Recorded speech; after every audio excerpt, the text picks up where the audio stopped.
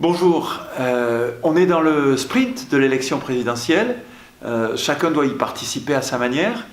Et je vais vous proposer de travailler par le média vidéo donc les principaux thèmes de cette campagne présidentielle. On va commencer donc une série. On essaiera de traiter un thème par semaine. Ce matin, je vous propose donc de commencer par le sujet des Français, le sujet prioritaire qu'est l'emploi. Alors toujours un petit peu le même fonctionnement. Je fais une chronique dans mon blog, elle est un petit peu plus fouillée si vous voulez donc aller un petit peu plus loin. Et puis au niveau vidéo, on est un petit peu plus concentré sur un format de 3-4 minutes pour chacun des sujets. Voilà, donc je vous donne rendez-vous chaque semaine sur un des sujets de cette campagne présidentielle. Il est temps d'aller à l'essentiel, il est temps de parler projet. Je voudrais, dans le cadre de l'élection présidentielle, revenir à l'essentiel, c'est-à-dire revenir au projet. La première partie de notre campagne présidentielle, elle a été exclusivement donc consacrée à des questions sur la moralité et l'éthique des candidats. Ce sont des questions importantes. La politique s'est incarnée dans des femmes et des hommes, et il est tout à fait légitime que nous ayons des exigences sur leur exemplarité. Mais une fois qu'on a dit ça, il faut aussi dire que ces questions, et avoir le courage de dire que ces questions sont secondaires.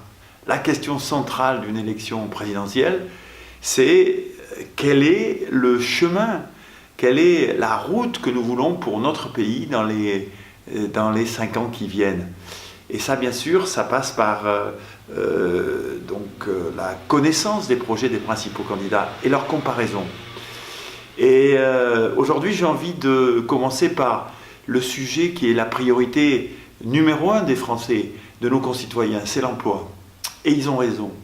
Et ils ont raison parce que dans la vie dure, qui est la vie moderne, très compliqué d'avoir une vie équilibrée sans un travail.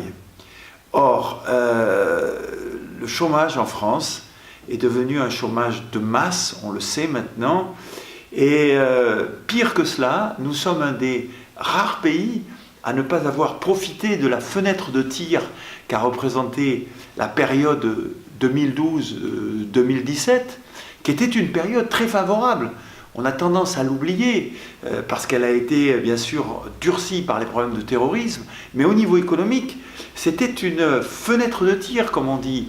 Le pétrole n'était pas cher, le crédit n'était pas cher, les taux de change de l'euro versus le dollar étaient avantageux, donc booster nos exportations.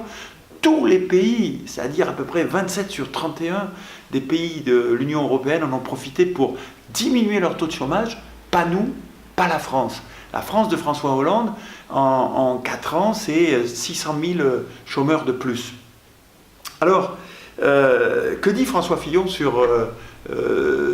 et son programme sur le chômage? Premièrement, premier axe, il faut de manière claire, forte, baisser le coût du travail français. Il n'est pas question de baisser le salaire des Français, donc au contraire, il y a des dispositions pour l'améliorer, pour les bas salaires. Donc il va falloir s'attaquer fortement aux charges sociales qui pèsent sur le travail français. Le programme de François Fillon, c'est 25 milliards d'allègement de charges patronales, plus 10 milliards d'allègement de l'impôt sur les sociétés, qui passera de 33% à 25%. Et donc, nous avons un dispositif qui, lui, n'est pas homéopathique et qui est vraiment un avantage de compétitivité. Premier axe, la baisse du coût du travail. Deuxième axe, il va falloir réformer en profondeur le code du travail. Vous le savez, les employeurs ont la peur au ventre lorsqu'ils embauchent. Il faut que cette peur disparaisse. Pour cela, il y a un certain nombre de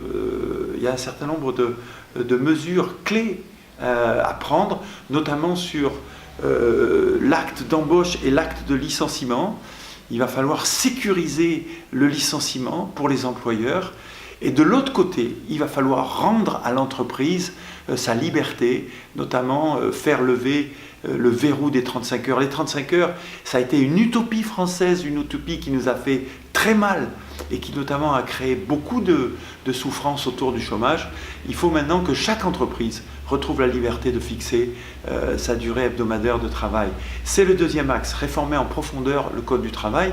Troisième axe, c'est la formation professionnelle, à la fois un droit à la formation pour chaque chômeur, et à la fois, bien sûr, une exigence plus grande par rapport au chômage.